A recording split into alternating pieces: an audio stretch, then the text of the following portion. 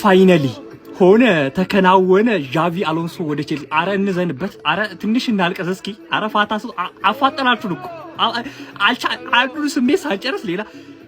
ፋይናሊ በዚህ ሲዝን ይዘን የምንጨርሰው ሰምተን የምንጨርሰው ጥሩ ነገር ዣቪ አሎንሶ ወደ ቼልሲ በመጨረሻ ሁሉም ጋይተን ማለት ጋይተን አሎንሶ መጣ። አልቆልን ማንዬ ተነናል፣ ጠፍተናል። ዣቪ አሎንሶን አገኘን እና እንደ በፊቱ ሄድኮች ምናምን ነው አለም ማናጀር ሆኖ ነው የሚመጣው። ትራንስፈሮችን ሁሉን አብዛኛውን ነገር በእጁ እንዲቆጣጠር ኃላፊነት ሰጠው። ምክንያቱም ይውላችሁ ጠፍተው ነበር ነው። እኔ ቪዲዮ ሰርቼ ነበር ፖስት አላልኩም፣ ምክንያቱም ቲክቶክ ይዞብኝ ነበር ቪዲዮዎች እና ከቻላችሁ አካውንት ይዝጉና ኮፒ ሊንክ አድርጉልኝና ፖስት አላረኩትም። ስለ ዣቪ አሎንሶ ብዙ ነገር ተናግሬበት ነበር፣ ካላመጡት እንደሚያልቅላቸው ምናምን። ፋይናሊ ግን ኤፍ ኤ ካፑን እንዳጣን ወሰኑ።